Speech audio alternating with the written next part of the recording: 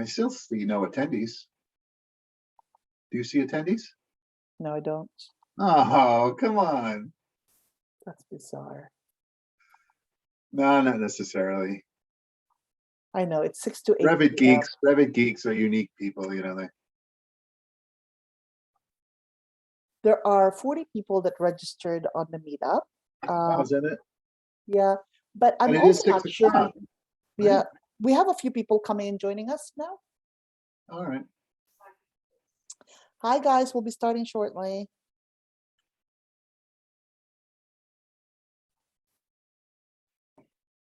And I think the confusing part too with the meetup is that, you know, once you register, yes, you're attending. Unless you register in with the Zoom info, you won't know your login. So we might have some last minute stragglers and registrants.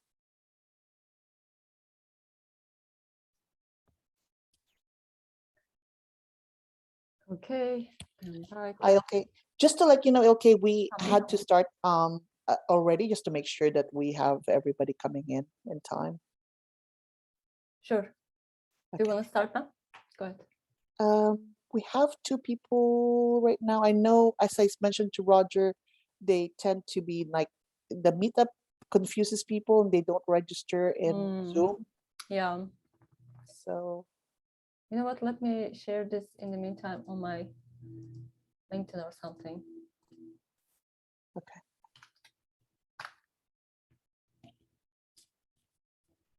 Hey, Brenda. Hello, how's it going? Hi. Hey, Brenda, I was like telling Roger he has all the information, so we're good. I also made him co-host. So Okay, perfect. yeah. Fantastic. Marketing has no role in here.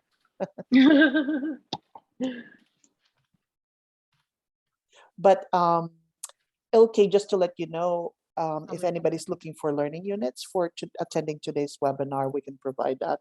They just have to send an email to marketing@microsolresources.com. Okay. Okay. I will give that to you for you to say. Does that Roger sound okay? it. Yeah. Yeah. Certificates of completion as well. Yes. So just learning units. Okay. For both, yeah. AIA number or certificate. Okay, cool. I am actually curious to hear what's new in 2023 because I was using 2022 today and I realized a couple updates and I was like, oh, this is good. Let's see what's in 23. So I'm kind of excited. I tell you, 2022 was quite impressive. There's a lot of really nice updates. Yeah, I didn't even realize all the updates that there was. Like I'm exploring as I need to use it and stuff. But they keep surprising us. Well, that's good. So is there, yeah, they have to do a webinar. Is there a link that I can share publicly? People can log in, or do they have to go to meetup.com? You're muted. Oh yeah, No, I can send you the invite right now to where they can register. Hold on a second. I'm putting it in the chat box for you. Thank you. So do you want to share your slides first? Okay. Or So it turns out I don't have slides. So, but I've been part of Revit user group for a long time. So I will do a quick introduction about, yes, involvement, and I will do introduction to you. And do I do introduction to you, Anna? No need to. Roger has all the info we have. Yeah. Just introduce Roger, please. Yeah. Okay. are we using the Q&A panel? Yes. I think we have the chat disabled for others. Just Yes, it's hosted panels.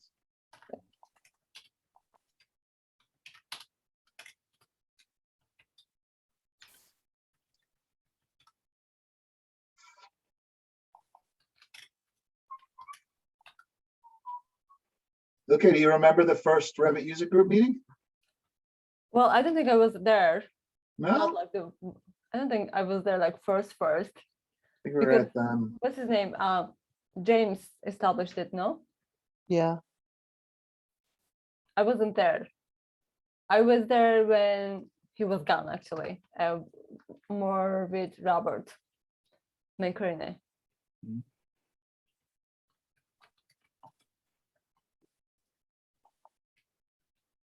Well, should we add people, accept them, or oh, they're already joining. okay? No need to admit anyone, right? They have their No need to. passcode and- Yeah, and they go in. whatnot. Yep. And I'm at the meetup as well, just to double check. People don't have any questions, so.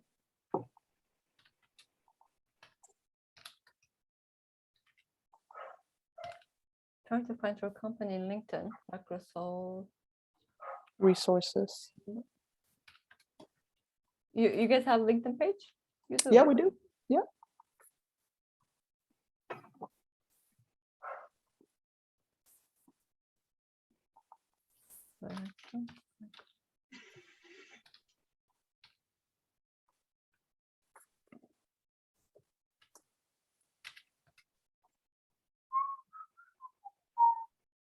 So I have this model that I'm going to use, Oh, one of many, or one of two. And I really thought Andre was going to get a kick out of it, but he's not here, so he'll have to wait. yeah. Well, I might, I might do that for you. Yeah. What kind of model are you gonna show? Residential, commercial? Is it? Are you gonna model? It's a little bit of everything. It's kind of cool, but it's I'm gonna leave it like that. I'm just gonna leave it. Okay. You'll see. Oh yeah. So what's your plan? How are you gonna move forward? Are you gonna have models to talk over, or are you gonna have a presentation as well? Yeah, I mean, I have a PowerPoint because there's so many nice new features, and then Sure. I have a bunch that I've highlighted that I will demo. Sounds great. I like to have fun, Yeah, of course. so don't hesitate to chime in or interrupt, or if anybody has any questions. I'm totally willing. Anybody wants to, get on the mic, grab the mic, they're welcome to as well. Okay, good to know. I Hi, think they're Marilla. disabled actually, so. I can allow to talk if necessary. Sure. If anybody wants to talk or wants to ask a question, they could put it in the chat, and then we could. Oh wait, what do we have? We have Q&A, or do we have chat with the participants? Or do we Q&A. disable that? All right, cool. Q&A. So I'll mention the Q&A, and if anybody wants to get on the mic, they're welcome to. Are they allowed to have cameras on, or are they able to just speak? It's disabled. It's a webinar Yeah. setting that we had set up beforehand. Yeah, I'm not very familiar with the webinars. So in the panelist thing, I mean, in the participant section, we can allow them to talk if they wanted to. That's all I see. Or promote to a panelist. I don't think we'll be doing that too much. I was joking with one of my clients. I said, I told them about the what's new, and they were all excited. That sounds great. I'm going to be there. And I said, well, how about you do it? I said, wouldn't it be funny if I just get on the mic and I go, hi, welcome everybody, and welcome to what's new. I'm totally not prepared. I've been doing it every year. So here's Andrew. He's going to do it, and just lets one of the clients be promoted, and all of a sudden, yeah, no, I'm ready to do it. He's got the PowerPoint and he jumps right in. That would be funny. He laughed, but he wasn't interested. Yeah. Is that first time he's using it, or it was just an update? No, we talk about it every year, and we, like an experienced Revit person, but too busy, or didn't want to be in front of the camera. Yeah, it's not easy to teach people, like some people comfortable using themselves, but Right. telling other people how to approach things is not always easy. Well, sometimes I'm not always that good, and I try to teach one of my kids, or I teach my wife something. They're like, "You're not very patient." I'm like, no, I am very patient. But not with you guys. I don't know. I try to be. So I see we have. We all have a limit. I see we have a few people joining. Yes. So as I mentioned, go ahead and put something in the chat if you have a question or a feature that you'd like to know about, or if you know about the new ones and you want me to demo it, or if you just want to say hi. It'd be nice, actually. I love when people chime in, hi from New York, or hi from Sydney, Australia, or hi from Sao Paulo. All right, so should we get started then? Or are we waiting more people? It's your call, really. Yeah, Like I the think six. we can. I just want to make sure that we're mindful of the guys that came in early, you know? So, Mhm. yeah, but good luck with the presentation. It's a great sneak peek. It's the first time actually we're doing this presentation. So, Perfect. this Every- presentation for 2023. Oh, all right. Yeah. Yeah. I was like, I do it every year. I don't know what you're talking about. so you No, for- for this version, you haven't been. First Yeah. time out this year. Yes, yes. First of many. Mhm. Okay, Thanks for having us. of course. Hey guys, everyone, welcome. We have a bunch of people here, and we have Roger here, who many of you know by now that he presents for us every year. What's new in Revit 2020 something. We learn it from him.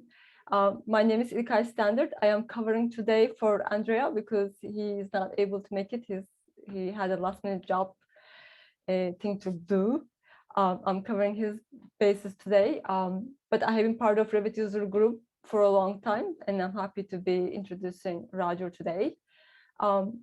We do not have our slides ready to show, so we are just gonna dive into what Roger have to say. But as a side note, I was telling Roger that I took my first Revit 3 class from Microsol and from Roger. That was my first. I was so Oh, curious wow. when it came out. It was I was using AutoCAD in my office, and that was the first time I saw it, and I was very impressed. And I'm using it since. So you made the introduction, Roger, for me. Well, thank you for presenting today. I will leave it to you.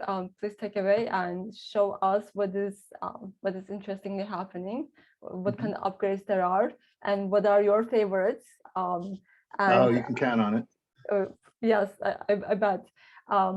And you mentioned you want this to be an open floor, so everyone who has a question, please just type it up. This is a small crowd right now, so this could be really one-on-one kind of fun. Yeah, why not? Yeah. So with that, Roger, please introduce yourself and we can start. Cool, thank you. Good evening, everyone. Welcome to the Microsol Resources Show. That should have an intro song. We should I've been doing this. What's new Revit presentation for quite a few years.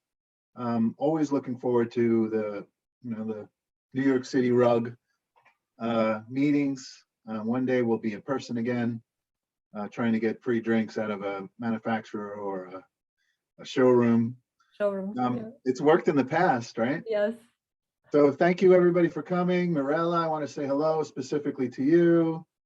Omar, nice to see everybody. Ting, go ahead and put your question in the Q&A, or if you even want to just say hi from wherever you're from today.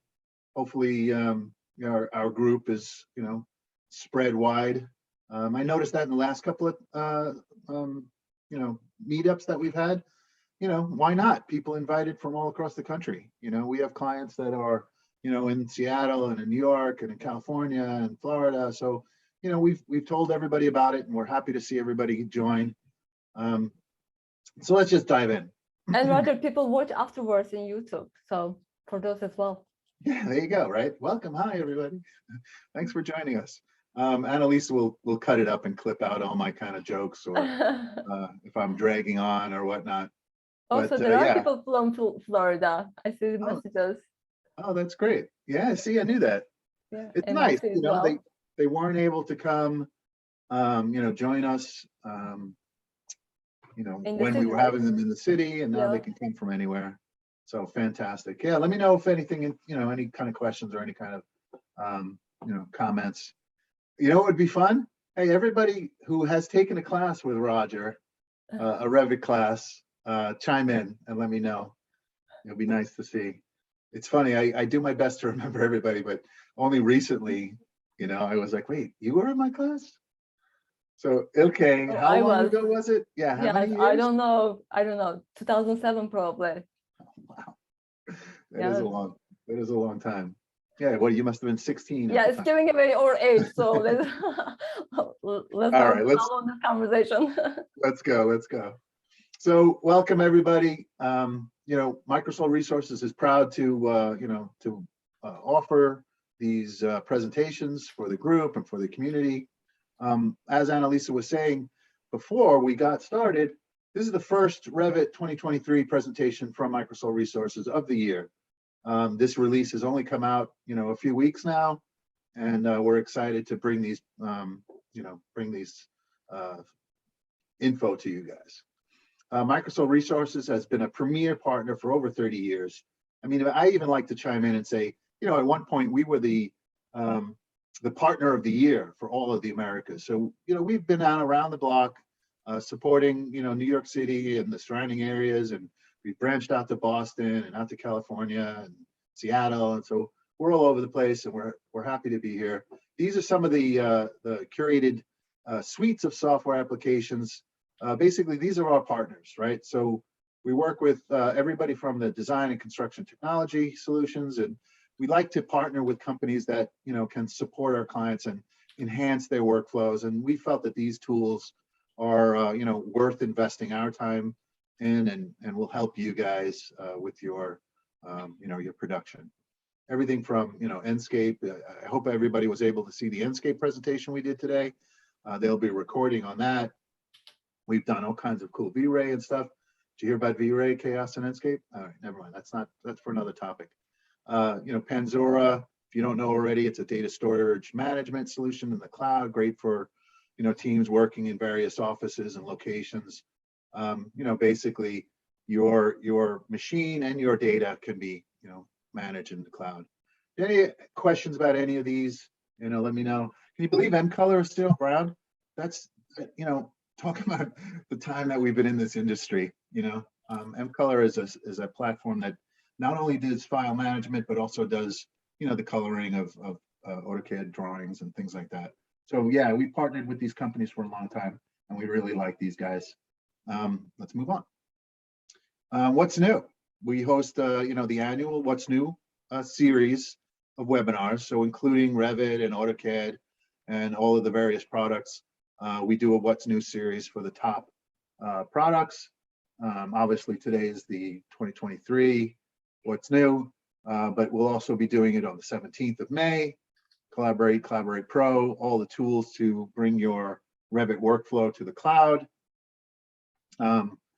What's new with Build and Takeoff, again, Autodesk Construction Cloud tools, Bluebeam Studio, Enscape, and the Bluebeam office hours actually have been quite successful and really popular.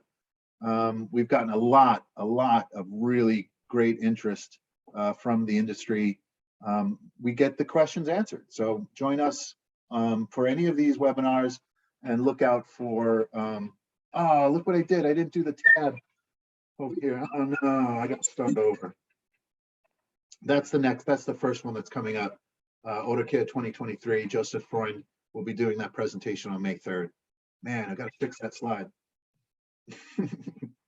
So obviously we also do, you know, other services. We have on-demand training, we have live online training, we custom training. I don't know about this in-person thing, but you know, that'll happen again one day. The online stuff is with CAD Learning. The on-demand stuff is with CAD Learning. The live online is done just like this in a Zoom meeting. We also have Amazon Workspaces where the students can get a powerful machine, a virtual machine, with all of the licensing and all of my classwork files. So here we go. Come and join us. Take a look at some of those offerings. Let's get into the presentation. We're going to start with the key themes and features for 2023. There are 6 key themes, 75 new features, and over 4,000 votes have been addressed in the Revit Ideas page.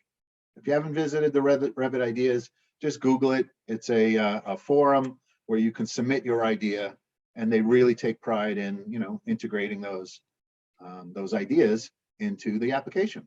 So 4,000 votes have been addressed with 2023. These are the new features that are based on design productivity, and I've highlighted a few with the Microsol Resources Prometheus logo. Pick a work plane, our ability in 2023 to map materials and textures and decals to the cloud, or just basically put them on a server. So one thing is obviously Autodesk Docs, so that's fantastic. This ability to edit more elements like furniture, and almost any kind of furniture can now be cut in views. I know it sounds strange, but it's a really good feature, and I guess it's something that should have been around for a little while. Yes, that's long overdue. What? That's for sure. Anyway, so some other improvements for elevation parameters. There's a lot of performance enhancements, so I'll focus on those specifically. I'll discuss those, but performance enhancements for large selections and large models. Some cool performance with, you know, optimized room performance, because rooms and areas have always been an area. Rooms and areas have been an area. Rooms and areas have been, you know, in a need for performance, meaning that we have to consider how the areas are being bound and are there any overlapping elements and things like that. So that's nice to see. A lot of performance related to views and generating views. And what's interesting about that, in my opinion, everything about Revit performance is how the view is being prepared. So how it generated, what's in the view, how deep is the view, what kind of level of detail and what kind of geometry needs to be visible. So it's nice to see performance focused about that. Performance for DWGs and large numbers and type selecting. I'll focus on those when you get to that slide.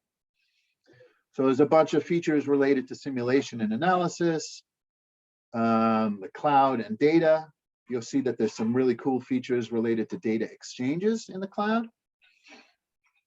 We can manage cloud models in the Revit home. One of my favorite features is cloud and data. Non-destructive model rollback. If you're doing a rollback in Revit, we used to have the problem, I want to roll back to a particular date. Everything prior or everything newer than that is gone. Now with 2023, you have the ability to go back to any previous version. Open it up, audit it, save it, give it a new name, or make that the current version. So pretty huge tool right there. Interoperability, there's more CAD file format improvements, managed mesh capabilities. You know, that was always been a big deal when I'm putting, or if somebody was to put a CAD or Rhino geometry or SAT geometry, it would come in with the ISO lines. So now we can, it's been enhanced and we can control that. There's other, let me just dig in. Let's keep going for the slides. So performance, let's focus on performance. UI, so just navigating around the interface, doing things like rewind in the steering wheel or generating around the navigation bar, 35% improvement in navigation. Pretty cool. Families, complex imports, right? So we're talking 3 times more responsive view navigation. I'm going to just zip through these. You'll have access to, you know, to this recording, so you could read them a little bit fast, a little bit more detail. But regarding raster images, 3 times improvement in performance of display and stability. So more and more things are linkable. Images are in that list, and now you've seen a lot more improvement. Let me just make a comment there. Has anybody linked in a raster image that was a raw image? I've seen people bring in an image and the image is enormous and all they do is resize it, but you're bringing in all that data. So we can increase performance by just kind of simplifying a view, an image, you know, rendering it to, you know, 200, 300 DPI, not thousands of DPI, and then just simply minimizing it. So anyway, I'm making some suggestions for performance. Autodesk is making improvements in performance. Now this is pretty big deal. MEP elements have always been memory extensive or taking up a lot of resources. 25% improvement when navigating with a large number of MEP elements. It's a pretty big deal. And yeah, there are more and more and more. Some of these are hilarious though. Changing a dimension is 293 times faster. I don't know, man. So you'll get a kick out of some of these, but there's a lot of improvements. Improvements in hidden edges, improvements in shape editing slabs. Shape editing slabs is a great thing to do. Any kind of floor or roof can be edited. A lot more improvements related to dealing with files with shape editing. So that's good because I was always kind of recommending my students or my clients, kind of minimize the amount of shape editing you might do to a roof. We know you want it to pitch, and we know you want a cant strip, and we know we want it to go towards the drain. But I was telling people, hey, limit the number of edited slabs. But hey, we were improved 3 times improvement performance on shape editing.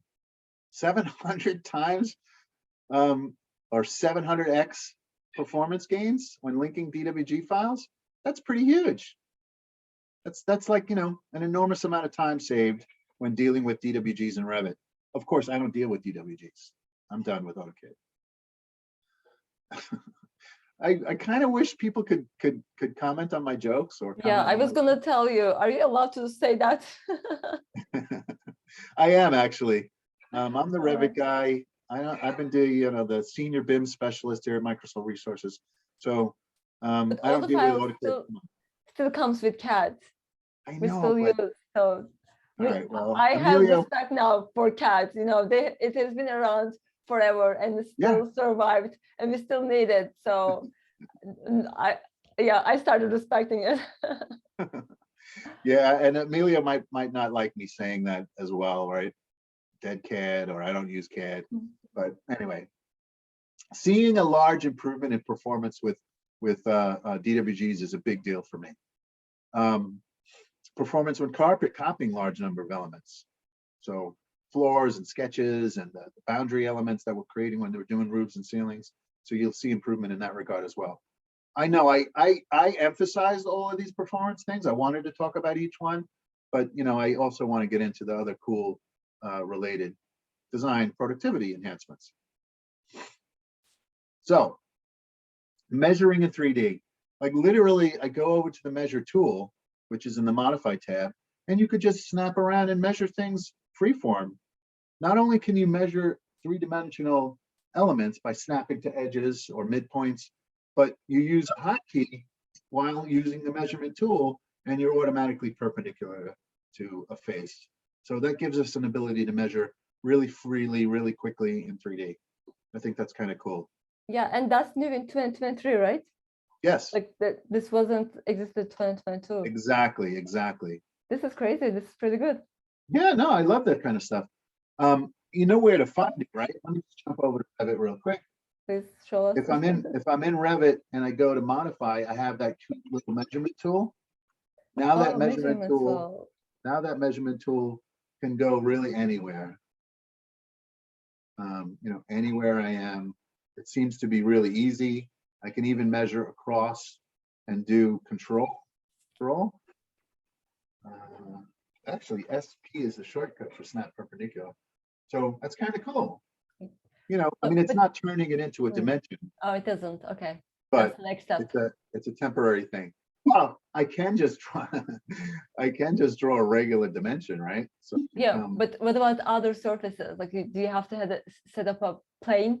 No. But ironically, is the next great thing.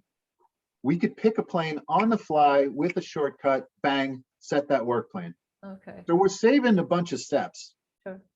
I mean, you used to have to go over and find the work plane tab. I mean, the architecture or structure tab, you have to find the work plane, set work plane, then you get a list. So this is really quick. Jump back to Revit. I type the shortcut PK, and now I'm on, a work plane, like something as simple as the table, right? I don't have the work plane visible, but I click on show, that's my work plane. So now with PK, the shortcut, any of these planes are automatically and quickly set to be an active work plane. PK. And there it is. It's kind of cool. Now I'm working on that plane. I That like is it. cool. Yeah. Yeah, I like it. So normally you'd have to go into the list and say, pick a plane or pick a line or pick a thing. So it's a lot easier, faster. And I tell you, if I could save a couple of clicks, I'm happy. Everyone. Now, speaking of work planes, as I start placing families, those families are going to remember the work plane. You know, like if I'm placing, not that I do this very often, but if I was placing, you know, I'm setting the table. It's a romantic dinner too. It's like 2 plates. It's kind of silly, but you know, it's going to remember that work plane. So that Herman Miller chair is going to remember that I want to put him on this floor and not the lower floor. Or if I'm putting things on a wall, like I'm putting pictures or you know, whatever. So if you move the table, will the plates move with it? That's a good question. So I'm gonna create another chair, right? And I'm gonna put it on a work plane, right? I don't know, I can't put it on that work plane because it's going to be vertical. So let me do it again. PK, right? And I set that as my active work plane. And then I go and I put a chair and I say, I want to put it on a work plane. It's going to put it on that work plane. Mm-hmm. But it's not like it's locked to the table. Right. The table moves, the chair stays. Oh, Ah. that's cool. Wait a minute. I like that. Is that because of that parameter that says move with nearby elements? Like Oh, is that what it is? how did it get stuck? You see my work plane is there. Yes. Kind of neat. That is cool though. So it does Not that- recognize not just the plane, but the object that the plane is from. So it's Right. So create similar, and I'm putting it on the same work plane.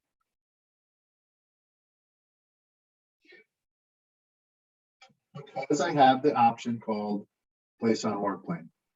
If it's place on face, then it's going to go to the, you know, it's going to go to the floor. Anyway, that's an interesting kind of idea. I like it. but at least you know you can do that if you want to hang the Right. Do I want to put chairs on tables? I don't know. Yeah, you But, can do that in Revit. Depending on the element, right? Obviously that remembering the work plane is a nice feature.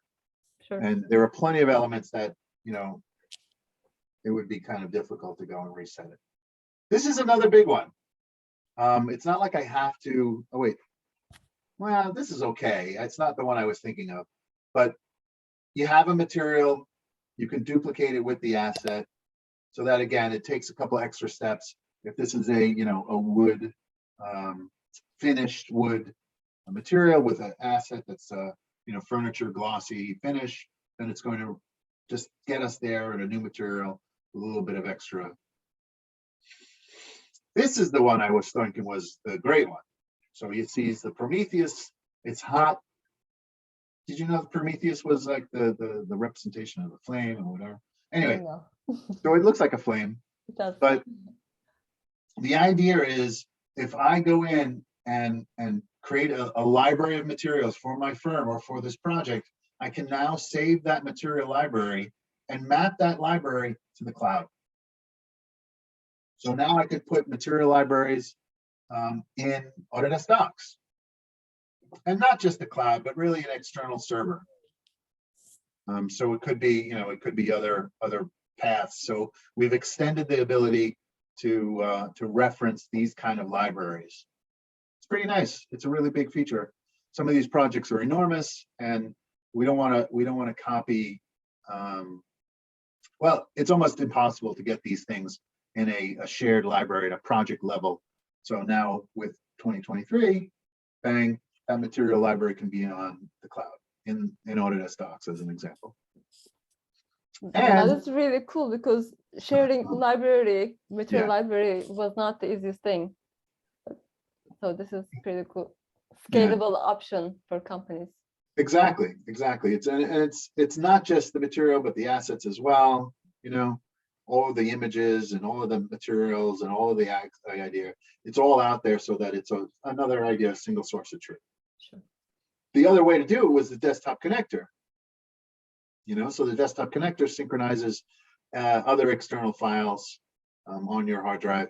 You make changes to it, it writes there, and then it gets synchronized with the project. Somebody on the other side of the country edits a material, they have the same assets. Mhm. Some other cool enhancements. It's not really that incredible, but if I'm creating a view reference, so I say, here's a call out, reference another view, like a detail view. It's a lot easier to search through all your detail views or all your plans by searching rather than scrolling. So in this diagram, they're referencing another plan. So they're saying, see this detail? Well, reference this enlarged plan in another sheet, and all I have to do is type enlarge, and I get only those views, and I could pick that view reference. It's nice. Another little helpful thing. It is very This one is the- helpful. I've known that being annoying to look through line of things and try to find one thing. You could type a character and it will jump down, but if they're all named the same thing, you're not going to be able to find the ones that you're looking for. And this is the one that OK said, long time coming. Where the heck was this? Why wasn't it, something that was available sooner? Basically, we can go into a family and we can modify that family, like the sink, for example, so that it cuts properly. This diagram isn't doing justice, so I'm going to jump into Revit. And I'm going to go to a floor plan. This floor plan, I was going to go into more detail about this project. This project is kind of fun. Let me just minimize this. Here I am. Basically, and I was going to show this. I was going to show Andre this project. Basically, this was a new project to show the team and not use the same old sample project. So I just thought that Andre would get a kick out of it. And I was doing my homework.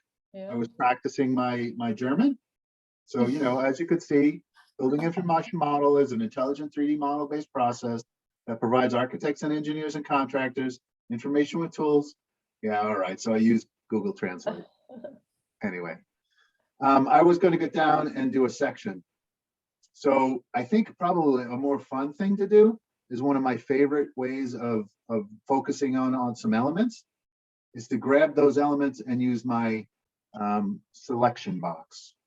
So the selection box will crop a 3D view based on the selection. And I think everybody knows that already, but I just like to do it. It's one of my favorite little tools. So if I come in here and I cut that element is not cut necessarily the way I want it. And in sections and floor plans, that's very rarely done. So let's take a look. We'll go into a view. I'm going to take this section and I'm going to copy it over there. I use my control copy, control move it, there's a copy. And I'm going to look at that section. That section is looking through a whole bunch of stuff, but it's cutting through some chairs, and yet it doesn't look like it's cutting through chairs. So all I have to do is I have to edit that family. I have to enable cutting in views, and I have to update the family. So that was pretty quick. Let me show you how it works. I update, I overwrite, and now the chairs are literally cut in the view. That's pretty cool. Yes. And I know it's kind of silly that it wasn't. So I showed somebody this recently, and they were like, well, why wasn't that option before? I don't know. Ask Autodesk. But that's fun. So now, you're going to get better result. You're going to, more realistic sections and detail call out sections. All you got to do is enable that feature in the family. The other thing that's almost as valuable, I think, is this room calculation point. Ilke, I'm sure you use that already. Honestly, I didn't. What? The room calculation point Yeah, what is does it do? is an element, a tool that you enable inside the family. And that means that if this gizmo is in a room, that furniture will allow me to schedule not only the chair, but what room the chair is in. It's Oh, called okay, okay. So that defines it, which room it belongs to. the That room chair. calculation point. Yeah, and all you have to do is make sure that that point is actually in a room. You mean You in know the what I mean? So- family? Yeah, so when this loads into the project, Oh, you that need to family turn it loads into the on project. the family. Yeah. exactly, just like that enable cutting view.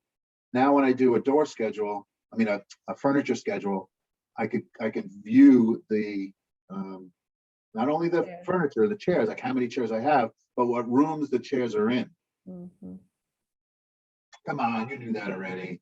Honestly, I did You're not. just, you're just playing up my, my I presentation. never needed Wow, to Raj. calculate the number of chairs. Yeah, I guess so. But there are other things like windows that are really useful to, so that the window knows what room it's in. That's kind of cool. You could do your, your glazing calculations, the percentage of glazing based on rooms. So that's kind of cool. That is very cool. Yeah. All right. There's not too many structural people, I think, in this webinar today. If there is, go ahead and let me know. Some of these things I'm going to skim over, but that was kind of cool. Some cool enhancements. I'm not sure why you want to put concrete reinforcement in a wall that's not a structural wall, but okay. There's some new shapes, and that's nice. We should update our steel shapes, to match the Institute of Steel Construction. There's also a couple of different databases have been added, so it's nice to see. British shapes for rebar, for instance, that's a nice new feature to have. This is one of the coolest things regarding and related to, structure improvements. This is still under the category of, design and performance, but we got rebar on one wall with one size opening, and then we can easily propagate that same rebar to the other wall with a different size opening or different size wall. So that's kind of cool. It's kind of fast.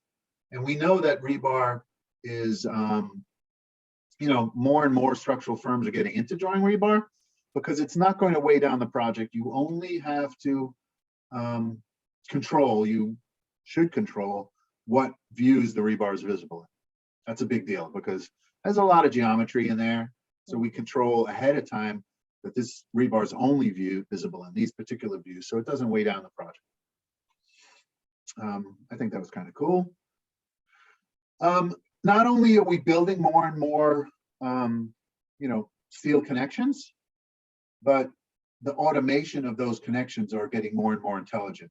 So all you got to do is basically select a connection or select a couple of pieces, and bang, automatically goes and places the particular type of connection, whether it's beam to column or web to flange or column end to ranges. There's all kinds of really smart connection automation. Again, you control where this information is seen, and we're catching up to Tekla one day. One day. I have to be careful what I say. When you're viewing this kind of rebar in the cloud, it was really bogging down those views. So when you have a view that has rebar, then expect performance hit, but Autodesk has improved the performance when we're seeing these stuff in the cloud. So you view a model with rebar in BIM 360, and it's going to be much faster than it was before. I got a kick out of this one. People have always asked for this kind of stuff, both structural as well as architectural. Different ways of controlling and tagging and reporting upon elevation. So upper and lower elevations, overt and invert tags. Bottom line, you're improving it, even on sloped MEP segments and other things. So this is good stuff. This is also MEP related. As you start placing your MEP elements and you want to know, how high they are or where they are, you could reference them across multiple coordinates. So we know we have at least three coordinates that are visible. The fourth one we don't talk about, but basically these are the classic, coordinate systems within Revit. And now you can use your MEP systems and report upon that and control your systems based on one of these coordinate systems. I don't know if they'll be doing survey point, right? How many feet above sea level is that ductwork? But you know, at least you could do relative to view, relative to level. I'm sorry, relative to level or project base point. Good stuff.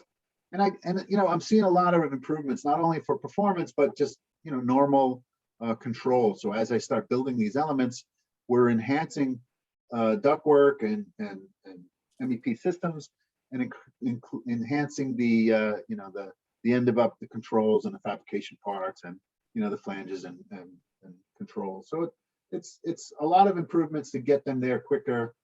You'll find that the, you know, the elements are much smarter and working quicker. And I think one of the performance things that I mentioned earlier is, you know, these types of views really get bogged down when you're seeing a lot of equipment.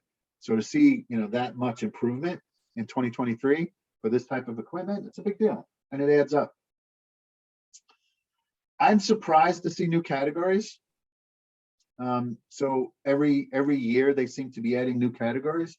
I was always on the purist kind of level and say, well, you know, we don't need any more categories. There's enough categories. But I'm seeing more and more landscape firms use Revit. So we need to see hardscape, softscape, you know, different planning categories. Now we're seeing more intelligent MEP categories, like, you know, control devices or subcategories as well. I didn't realize that this was such an issue, you know, being able to take a connector and rehost it. So more enhancements to that. And if anybody is MEP specific, let me know. I could focus on some other ones. The nested dimensions, I mean, the nested families were always an issue trying to, you know, use temporary dimensions. So Revit 23 removes extra step of clicking on it and activating the dimension in the option bar. So, you know, I could tab in and get these nested families, but now you're going to have abilities to view the temporary dimensions for those shared nested families. Quicker, more stuff. You know, in this example, you see that they're, you know, modifying the nested chairs within the table and chair family. Yeah, little things like that. They just keep creeping up, and they, you know, I'm going to see a lot of improvement. I was blown away by 2022, and I'm impressed to see all of the performance enhancements in 2023. Yeah, and I like it. Those little things, it makes a huge difference, and you only find them out while you're working, and like, oh, I do that before. Yeah, why is this taking so long? Or, I mean, you know, in my best practices articles, like in, you know, the Microsol Resources blog, blog.microsolresources.com, you see I create a lot of blog articles that talk about performance and good practices. You know, there's never best practices, so there's always, we strive for good practices. I've always talked about room and performance. So a lot of people have had walls that overlap, or walls and room separated lines that overlap. So to see this kind of performance related to rooms, it's a big deal. And not to say that, you know, you should have overlapping walls, because you shouldn't. This is good, and it's a good, you know, it's a good feature, but still address the warnings and get rid of the overlapping walls, please. How many times do you see that in your projects? You go to the warning list, review warnings, and you see overlapping walls. Oh yeah, that's a must. I hate those. And this is kind of funny too, because I've always had a problem. I do a window selection for a curtain wall, and I see all of those locks, all of those pins. I know that the components are pinned, right? Like a you know, a curtain grid. If it's defined in the curtain system, it's going to be pinned. Now we can decide whether we want to see those pins or not, and that's going to speed up the regeneration of the view. So improve display performance. In this example, you know, I guess they're sprinklers, fire sprinklers, and nobody wants to see all of those pins. They may want to select the elements, but they don't want to see the pins, so we can turn them off. And you could do that. You could do that right there. But we also have work sharing editable controls. When you select something, you'll get you know, a work set thing to say make editable. Now we can control that as well. I think I already did the performance. I already talked about performance enhancements. So yeah, anybody have any other questions or want to chime in? Feel free to put it in the Q&A. Ilke is gracious enough to be monitoring the Q&A, I think. Yeah. No, I'm just kidding. Thank you, thank you. I'm relying on Anna doing it. Well, I appreciate it. You know, Andre left us high and dry here. Yes, we should He play. had an We should make him emergency. feel bad about it. Yes. No, I really shouldn't. I shouldn't, but you know, it's a work thing, right? He got called away. He had to go to a. Priority. Yes, for sure. He's missed. He's greatly missed. Yes, we miss him. So there's also some interesting improvements related to structural analytical. For example, when you start a project from scratch, you could focus exclusively on analytical modeling only. So what we're saying is you don't have to model the structural elements first and then address analytical. You literally can draw the analytical elements. So it's like for the structural engineers, this is really interesting because it's very similar to, you know, the other applications that they've used for finite analysis. Mhm. It's a conceptual approach. I'm just drawing, you know, distribution planes, distribution, you know, load connections, load connection types.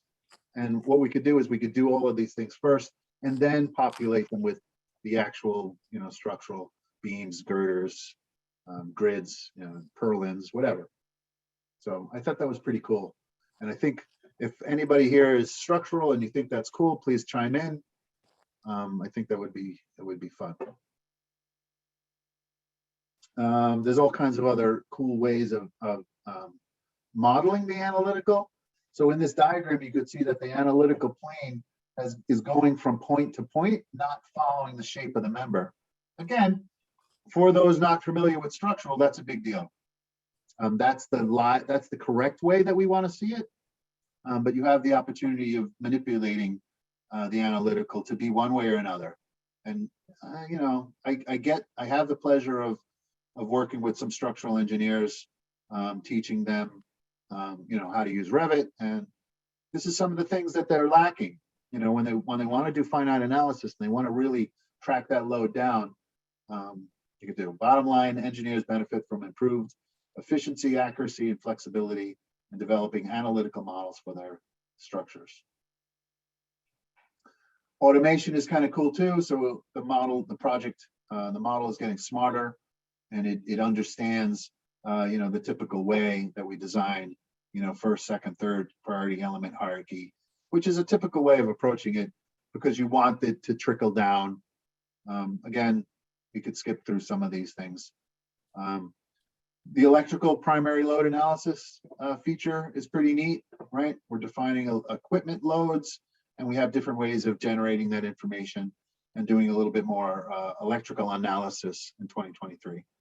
So it's allowing engineers and designers to perform electrical load calculations earlier in the process. I got a kick out of the solar studies, so I'm always looking for you know, realistic representation in my models.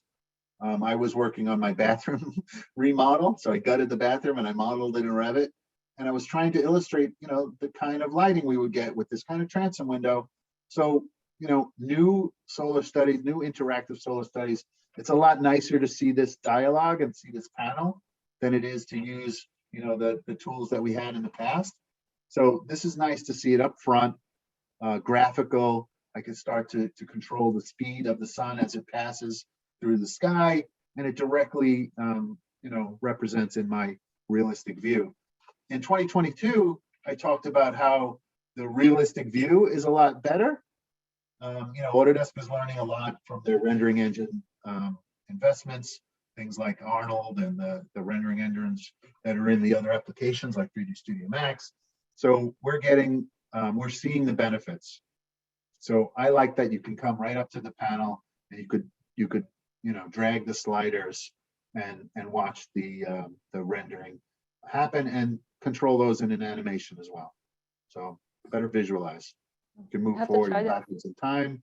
Yeah, I mean, maybe they're trying to catch up to Enscape, which does a fantastic, you know, shortcut. I think it's like shift and wheel button, or shift and click, and then you watch the sky move back and forth. Now we can set up a rendering and just do our own adjustments. and export still images at the same time. Pretty cool. It's nice to see up front right there instead of having to go in the other place. As I mentioned, there's tons of cool interoperability things, linking, data resources. So I think more and more people, more and more architects at least, should get into FormIt Pro. It's a nice SketchUp-like tool, and it comes with your AEC collection, so you might as well check it out. It's interoperable back and forth, so it's a two-way street. I can link into Revit and link back to FormIt. FormIt is really nice. FormIt within Revit. Yeah, so FormIt now can come into. So when I link CAD formats, the FormIt profile is one that I can bring in. Okay, so that was linked there already. Okay. Yeah, linking was ability where, so FormIt, basically you can now link FormIt AXM files directly into Revit. Very cool. There was a different process, but it converted the file. So now we're literally linking it. And you can edit it. Yeah, I can edit in FormIt, and then I can make yeah, changes into Revit and put those Revits back to the Revit elements back to FormIt if I wanted to. It's cute. I mean, it's a cute render. It's a cute tool. I like it. I think more and more people should get a kick out of it. And FormIt is for like sketches. Can you tell us a little bit about FormIt? Freeform stuff. Freeform stuff. You know, you're pushing and pulling and dragging and creating shapes and dropping materials on them. So it's fun. Yeah. And you just grab it, bang, go to FormIt. FormIt is fun to use on the tablets and things too. Mm. It's a cloud-based, conceptual design tool. Looks similar to kind of SketchUp. Yeah. I mean, everybody knows that's what we're trying to. Yeah. What's interesting is actually, speaking of SketchUp, you can bring SketchUp into FormIt. So. Why not? Yeah. So FormIt 3D Sketch, 3D Sketch feature. Yeah, I mean, it's more of the same. Speaking of linking CAD, there's the FormIt file, but also OBJ and STL files directly into Revit. So that's kind of fun. You position them, you control levels, you can control where they are. And those also have the proper cutting, so they show up properly in a section or section and callouts, section callouts. Which is kind of interesting because OBJ and STL, we didn't have that ability. We used to have to bring it into a family and then bring the family in. There were always, there's always workarounds. And if you guys are ever interested, support@microsolresources.com. I'd love to hear your questions. And actually, here's one that I've actually been dealing with recently, exporting to IFC. And what did I do? I told them to upgrade to 2023 because, there's new attributes and new ways of controlling the IFC. There's more predefined IFC types. And this kind of idea of predefining makes a big difference because it's all about, the settings that we're exporting from Revit and what the end result is going to be. So some predefined types is going to get us there a little quicker. The idea of mapping Revit elements to IFC has always been a problem. So now there's a new mapping dialog box that lets you select the IFC schema and, search for different IFC containers based on an element, predefined type. It's now there in everything. Every element now has this ability to say, how am I exporting that element? How is it going to come in to the IFC?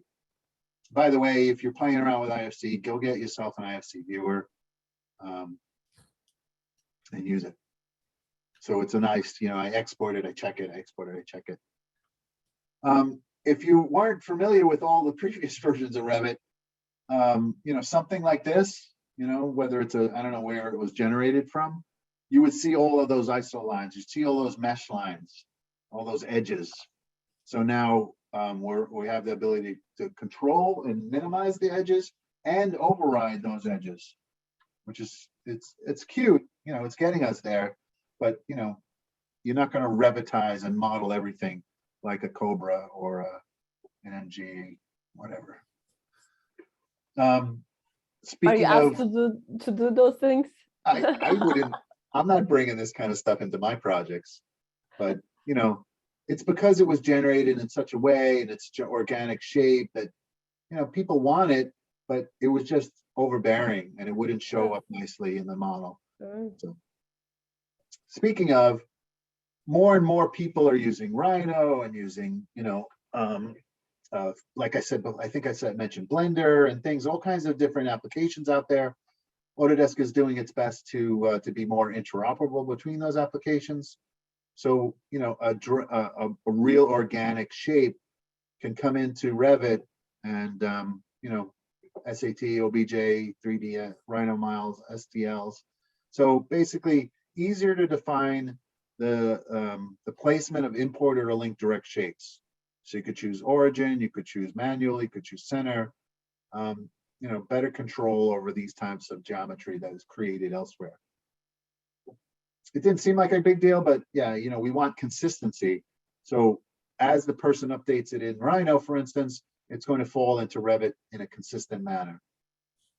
Speaking of Rhino, everybody should be aware of Rhino inside Revit. It's a plugin from McNeil. It comes with, I think they can get it for free with Rhino 7. But basically, Rhino inside Revit is fantastic. It creates a connection between the two applications. Rhino literally will run in the Revit memory space. Did that make sense? Should I say that again? Rhino literally runs inside of Revit. I actually didn't believe it when I saw that. Yeah, did you It's see such a Joseph? crazy idea. I know. Did you see Joseph's presentation? No. We have it on YouTube. Joseph is our leader in the you know, in the programming developer kind of a mode. He works a lot with Grasshopper and with Dynamo, and Rhino inside Revit is just another one of the tools, along with you know, Python and PyRevit, and so there's all kinds of really cool ways of manipulating geometry from other sources and bringing them into Revit. This is just one of those features. I mentioned a lot of ways of sharing data with the cloud and sharing data in general. So this feature talks about our automation, our ability to connect Revit geometry with Docs and Power Automate and Power BI, and basically visualize the data that we're putting into our models. BIM, right, is building information modeling. Without the information, it's just a big BM. But so this data exchange tool is just one of the new tools that Autodesk is developing.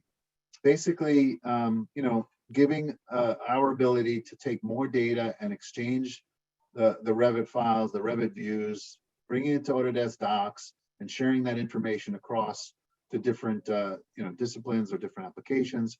Depending who the stakeholder is, you're going to have the ability to you know, to share the information that we're putting into our model. So Revit to Inventor is an example. Revit to Microsoft Power Automate. There's all kinds of data exchanges. Joseph, like I mentioned before, has been doing some work with Grasshopper and exporting data out and visualizing it in Power BI. So that's a lot of cool stuff, a lot of nice ways of working with it. One of our clients had a bunch of Revit templates. We exported tons and tons of data, and we can visualize all of that data inside of Power BI, literally visualizing, you know, oh, which does this, all of these templates, do they all have the same text style? Do they all have the same families? Do they all have the same dimension styles? So more as the data gets shared and gets, you know, more exposed, we could pull that information in so many different ways.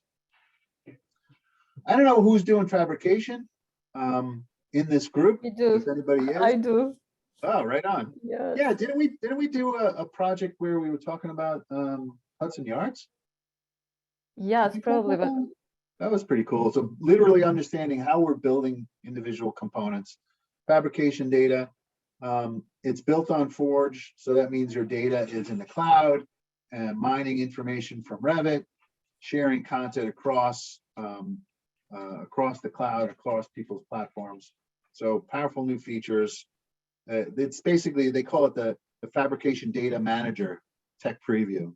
So it's something that Autodesk is developing, built on Forge. Autodesk Docs is built on Forge. The Autodesk Construction Cloud is built on Forge.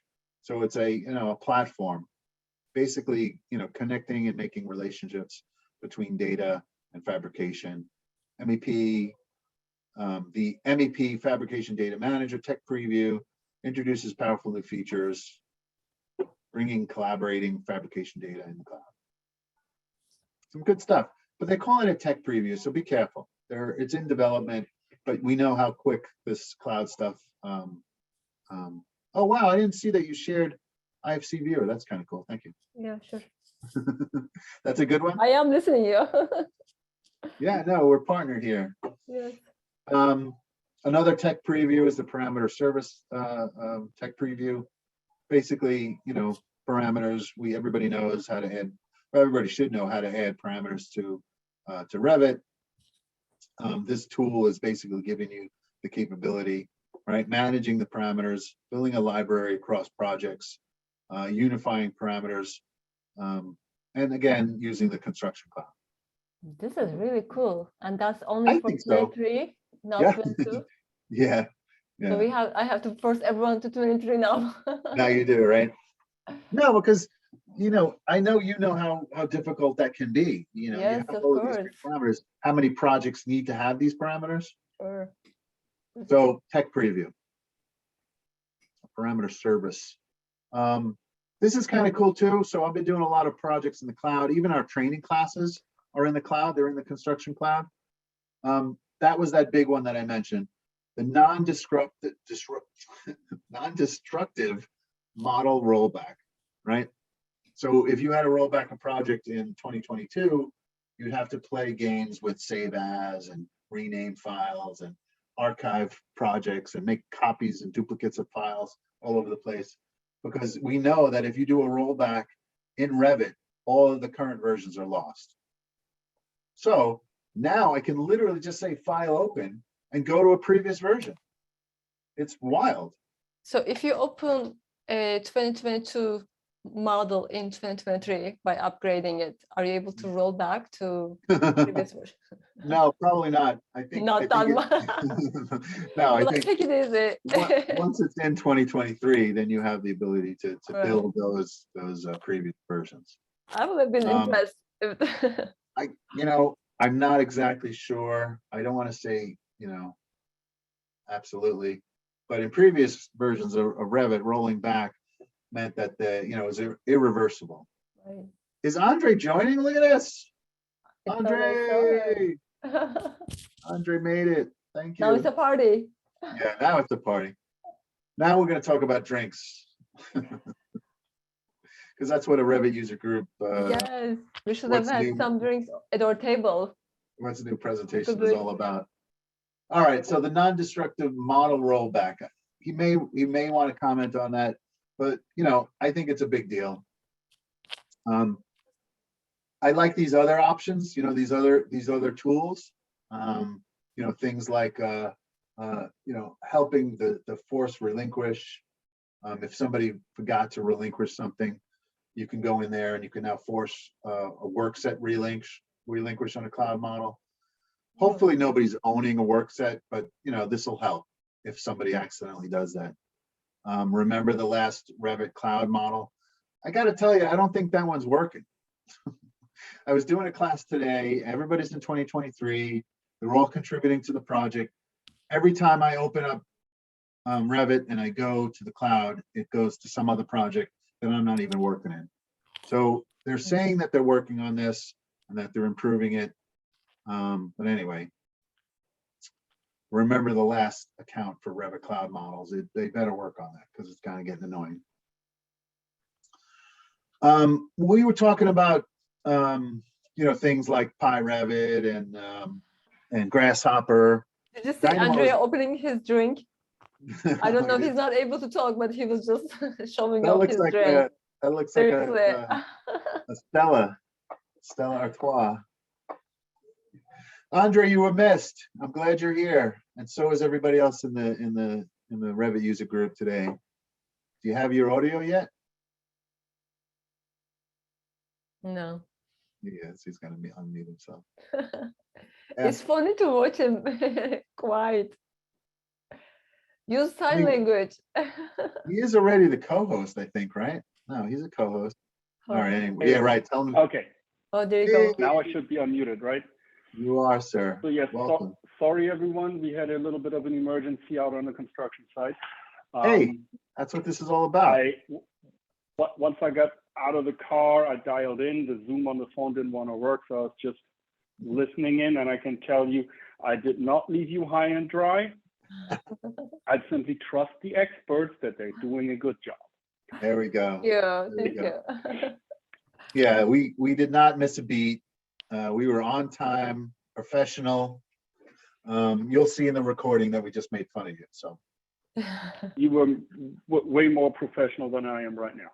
yeah, right. Well, it's No, after but- 6, so please enjoy. Exactly. This is after 6. That's not a sign of unprofessionalism.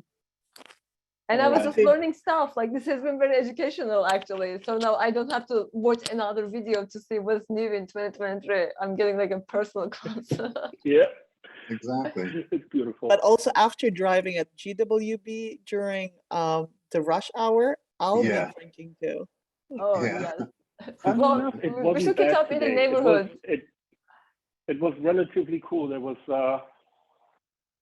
going pretty much until the toll was free traffic. It wasn't bad. Between worse. All right. So now you can also prompt or suggest to our attendees that they chime in. Use the chat, use the question and answer box. Let us know what you're thinking about Andre's beer choice. Hey, Omar Fuentes. Hello. Hola, hola. And yeah, my folks are here. Excellent. I had something specifically for you, Andre, by the way. I read this. I've been practicing this for for days, weeks. I read this in German. That's correct. Oh my God. Come on, you missed it. You just got it. You missed it, You Excellent. missed it. Of course, interior design up here, building technology over there. Yeah, this is a nice little project. I'm having fun with it. I thought you would dig it as well. Yep, I am. Let me check this project out. This is like, the German headquarters of, or maybe a satellite office of Autodesk. Anyway, back to the presentation. So generative design improvements. Andre loves Dynamo. Everybody loves Dynamo. I prefer the Dynamo player because too many wires and too many, data points, I get lost. So Joseph and my colleagues will create a script and I'll simply play it. That's the way I like to do it. But what's been happening with the improvements of Dynamo Player are new types, new input types. You can now enter number inputs. You could use a slider for one of the numbers. You can browse and access directory path or file path. You can now use text inputs, kind of like a true false Boolean toggle. It's a lot of really nice improvements related to the Dynamo Player. And I think this directly goes into the generative design features. Generative design has kind of frustrated me in the past. So there's a lot of nice improvements related to the generative design tool in Revit. Andre, we're kind of running out of slides here, so hopefully you're not disappointed. You didn't miss. You missed quite a bit, so I just want to put it out there. Improvements. I talked quite a bit about improvements related to performance, and some of the floor, split lines have been troublesome. So there's promise of improved folding lines. So as we modify elevations of edges and points, we can kind of get a better result out of that. Subcategories and modifying, modifying sub elements. So I could say some of the convert lines is a kind of a nice idea, but I prefer to manually draw my split lines. But we're seeing improvements related to these modify sub-elements, slabs, and roofs. So that's nice to see. This is kind of cool too. So if you're in the midst of designing a layout and you start moving walls or deleting walls, rooms kind of overlap and they kind of get messy. I always say to delete the room because the room data stays, but now we're also preserving the values. So Revit is remembering information about the rooms and information about the key schedules. So in previous versions, the room and area parameters cleared empty when the key was set to none. And now in 23, if a key is assigned to an element, that value assigned is maintained, even though you move it around or modify it. So some of these things, better control for rooms and areas, improving efficiency. We've seen a lot of efficiency, a lot of performance enhancements. Andre will have to look at the recording for some of them. Maybe he'll get a special afterwards. I'll go in the garage and I'll pick up a Stella myself, and we could chat for a while. But I like the idea of modifying the schedule and making conditional statements inside the family so that the schedule highlights and it's a more dynamic schedule when we could do stuff like this. So they've improved some of these parameters that can be used for this purpose. They're increasing performance. Basically, new parameter categories for conditional formatting, basically giving us the ability to visually understand the project data better. Right? I think you agree. This is the best. I'm so glad you're here because you guys are going to get blown away if you didn't know this already. I can drop a schedule on a sheet and it will automatically filter to only the elements that are visible in the sheet. Let me repeat that. Let me repeat that. I drag a schedule on the sheet and it will show me only the elements that are visible. I mean, you know what I'm going to say, right? What took so long? About time. What took so long? Because you know how many different filters you would have to do to get that done? yeah, that's Or how many impossible. additional parameters you'd have to add to an element to get that schedule to be only what I see? It's pretty huge. I don't know if you guys have tried it, but it actually works. So I double clicked on the view, I activated the view, I dragged the view, and the schedule immediately updates. So so do that you add an empty schedule first?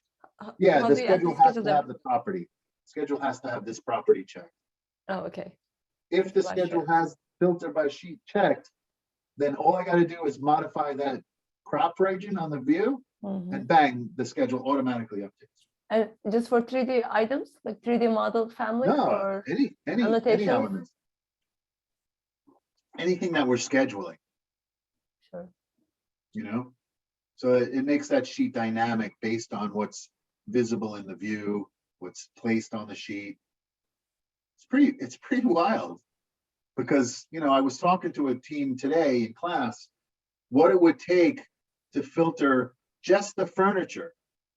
So I have an enlarged floor plan. In that floor plan, I see some furniture. Now the schedule only shows the furniture on that floor plan. I think I've said it a bunch of different ways. Good stuff. Furniture tags, furniture schedules, millwork schedules. Yeah. I wonder if you could do that with symbols. Like one of the things that vexes me with with reflected ceiling plans. The symbols are usually not very well organized, but it's kind of hard to get the graphics for that one done. Like a lighting It's got fixture or a promise. lighting device. Yeah. So if I say lighting fixture, then I go and say filter. Yeah, it's not going to show the Bang. symbol. It's just gonna. Yeah. It's only the the schedulable elements. So there are a lot of different things that schedule, but material takeoff works. I did a material takeoff. I want to know all the materials that are in my floors, and that Like a schedule. layer. Yeah, that's pretty wild. Mm-hmm. It's neat. It's neat. And, it's just an option that we were able to do. It just took a lot more work to get there. So if you crop the view, it's instantly going to update. All right, I don't know why I'm already always dissing the structural stuff. Actually, how much time do we have? Are we running out of time? So I thought this one was really cool. I might dismiss the structural one, rebar cover and things like that, but displacing 2D views, I think that's really neat. So we could displace an element in a 3D view, right? So I could say, okay, yeah. that element is displaced, and I take the element and I move it in 2 directions out there, and then I come in with those the lines, the paths, So you could do that, right? We were able to do that for quite a while.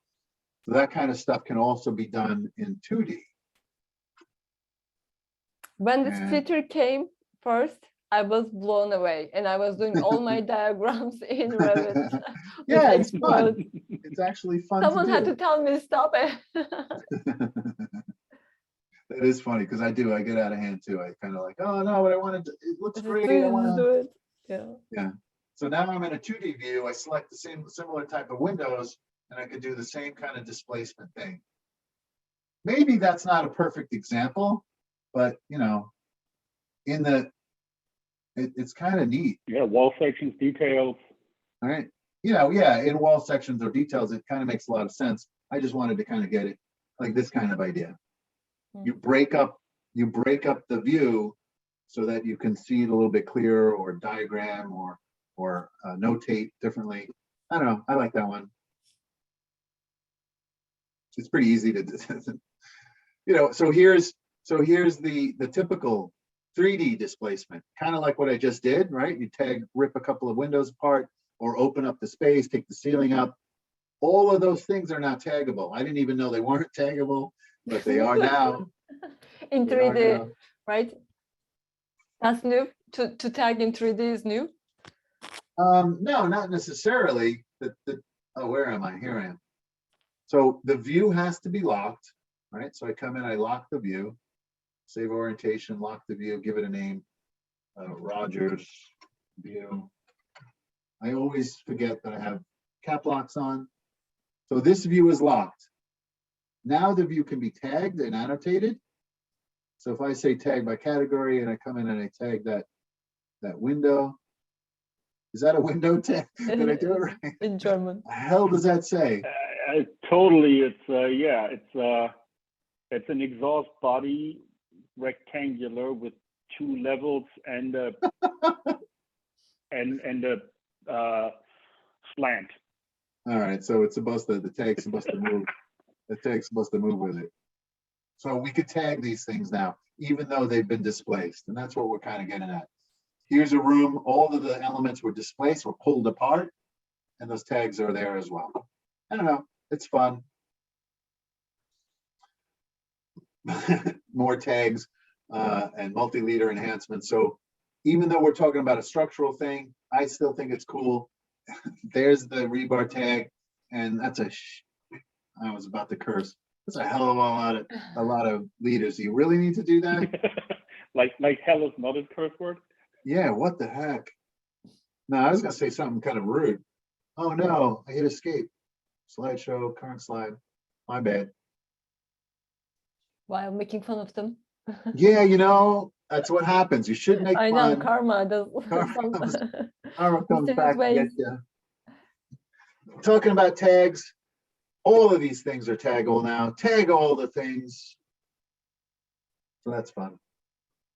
Columns, entourage, fascias, gutters, roof soffits, handrails, tops of handrails, top rails, all taggable. Pads, ramps, wall sweeps. Wall sweeps are nice because, that's a classic thing that, you needed to tag. I like to put the wall sweeps in the wall, nested inside the wall. But if you manually drew your wall sweep, you could now tag them. Are we excited? Revit links can be tagged. Come on, that's kind of neat. Individual items?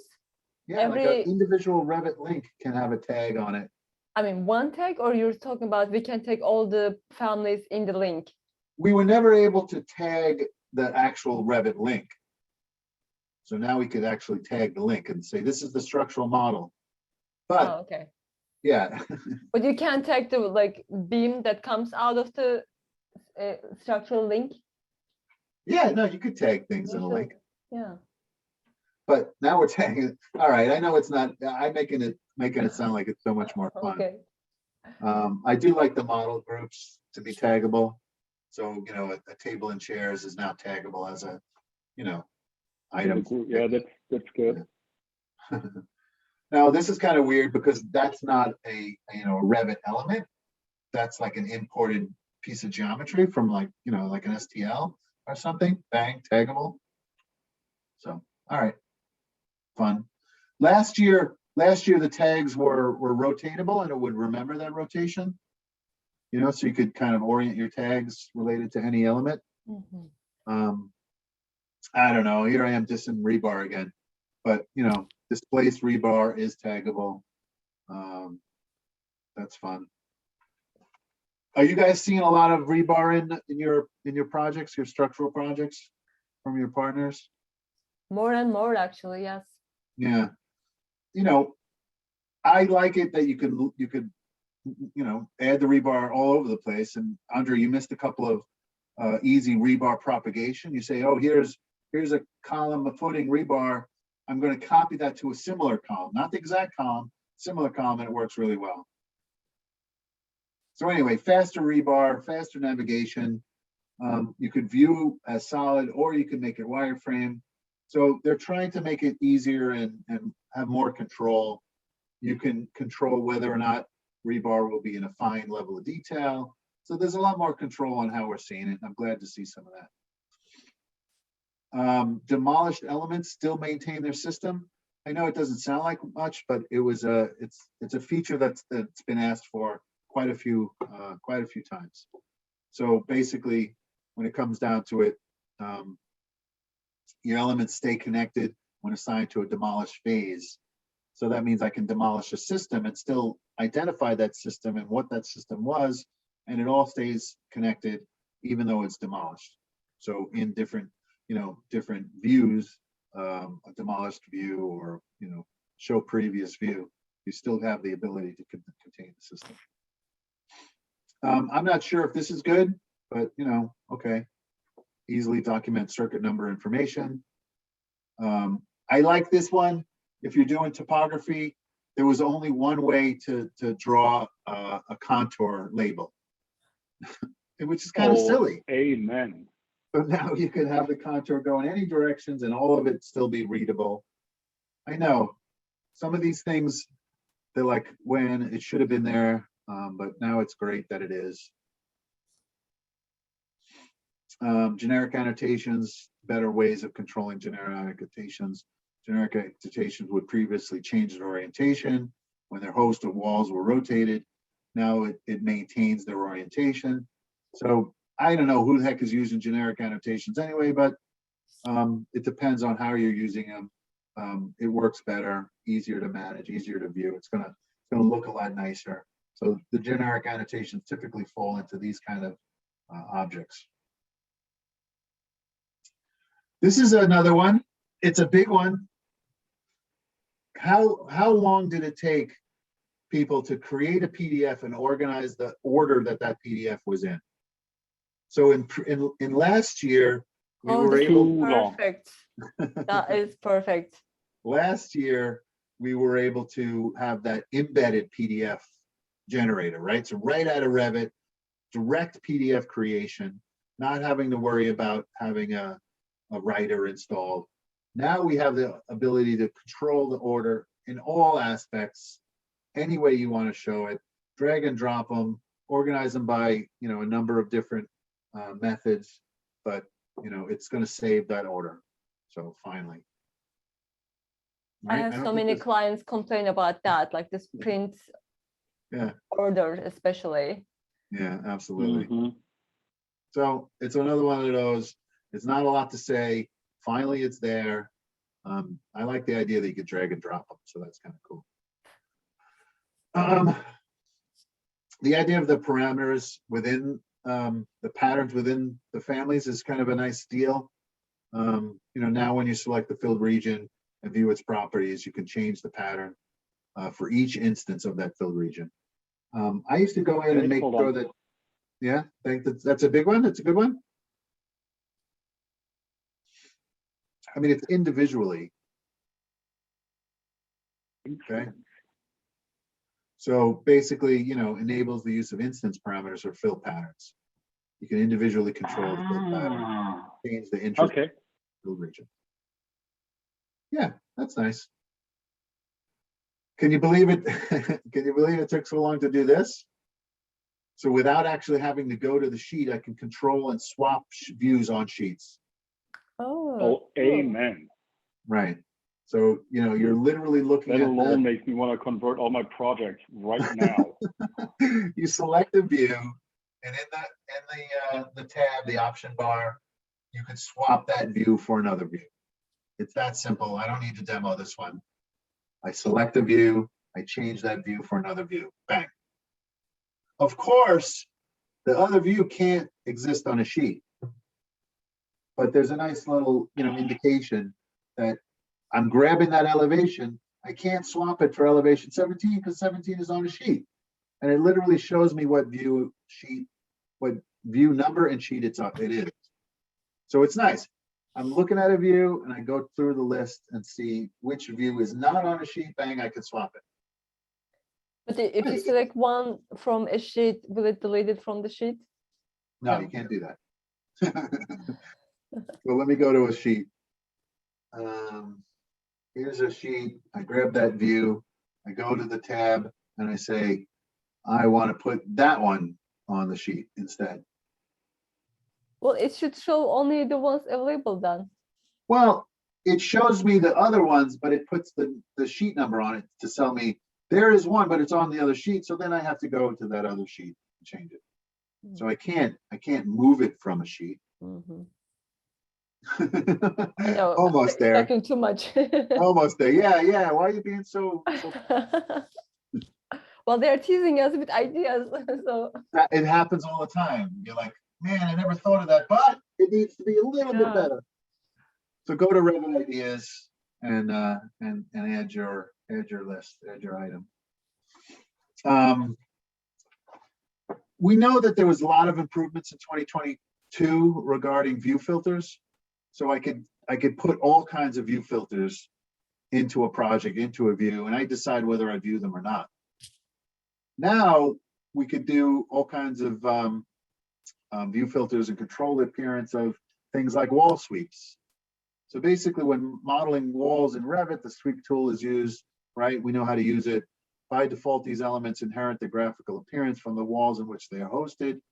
In 2023, a new subcategory for wall sweeps has been added so that we can control the view filter and make the sweep look any way we like, independently of the wall.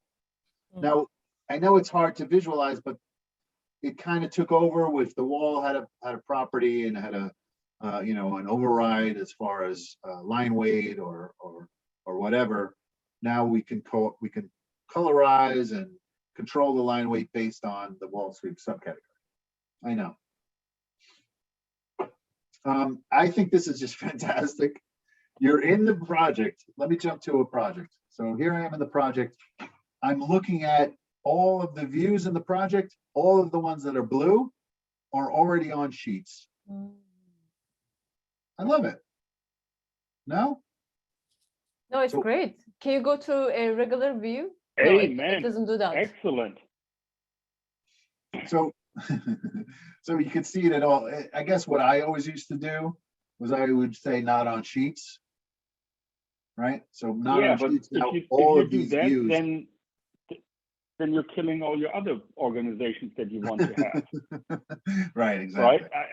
Right. I've had people who want that, but then all my working views and my 3D views and my other organization patterns that I have in there are Exactly. going out the window. Yeah. Oh, this is excellent. So you can turn it on or off, right? You can turn it on or off if you want to. Yep. And by the way, I couldn't get it to work in this project or in this version, but if you install PyRevit, immediately there's a tool that colors all of the views per project.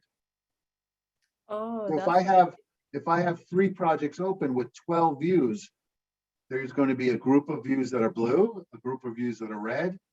That's PyRevit. Oh, My PyRevit failed on this installation. I was by gonna the show off way, that feature. things that I heard while I was walking over and I couldn't get into the sound. Uh-huh. We do have a presentation of PyRevit from a couple of years ago that was in the pre-pandemic world when we met physically. We do have a presentation on Power BI and good. other visualization tools that Jason has done also in the pre-pandemic Great stuff. time frame. And in the what I tend to call post-geographic world that we're living in right now, we have done a Rhino in Revit with Marcelo Saglamburi Yeah, he knows out it. of the West Coast. About a year ago, we did that. It was Those are right on the absolutely meetup magnificent. group, on the meetup group website. Yeah, right on the meetup group. If you go to our old events or if you go to our YouTube channel and go in there, you can find all of those snazzy little things. There's like a whole hour of that. Cool. Plug. That's the way that the world is going, basically, right? Being able to pull information and visualize it in any way, and it's just everything that we want. And I just see it more and more accessible when a project gets in the cloud. So you put your project on Docs, and now I can integrate Power BI or any other application to pull information from that data. But there's so many different ways of sharing data. So, okay, I got a kick out of that. The half-filled icon, the schedule is partially on a sheet. That one's kind of neat. So, clear, empty, solid, and half-filled is the different graphical representations of these, this new tool, show view placement on sheet. I think I'm running out of slides here. Additional documentation enhancements, the edit label dialog, the comment property for groups and RBT links. We know that RBT links are taggable and other links are taggable, model groups are taggable, so that there's additional properties, improvements related to print and publish and export. Getting more exposure in the application programming interface for views and sheets means that you can automate placements of views and sheets much easier. There's all kinds of new enhancements to that. Thank you very much. We're done. Unless anybody has any questions. I felt I was running out of slides. I saw a couple more questions. Oh, people saying salute. Cheers. Ilke shared the meetup link so that you can review some of those previous presentations. Anybody have any other thoughts or any other comments? Use the chat. Go right ahead.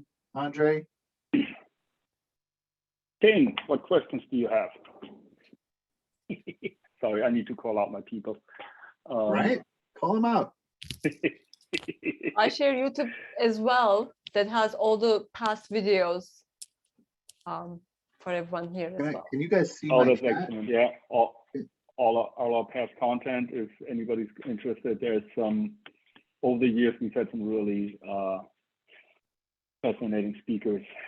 What does this look like? What does this look like in the presentation? Do you see the chat? Or am I having a black screen covering? We can't see your last No, page. I think the chat window is like separate. Yeah, so I tried to On drag Zoom, it. I'm actually not on sure. this. You'd have to ask But- Annalisa how that works on Zoom or one of your people. I tried to drag the chat screen on the screen that I was presenting, and I'm sure it's covering up stuff. It's not visible. Oh no. Yeah, nope, we're not seeing it. Okay. So, do you want me to start from the beginning, Andre, so you can see some of the early ones? No, I'll, you know me, I'll definitely watch this. That's for sure. You know, I mean, we could skim yeah. back to the ones that I thought were great. So, you know, this was a great release. There's a lot of pretty cool features. And I hope everybody enjoyed it. I mean, Well, I thank you. really I definitely enjoyed, enjoyed the last half. and I enjoyed the first house, so we covered Yeah, it. there we go. I enjoyed it all the way through. I enjoy listening to myself.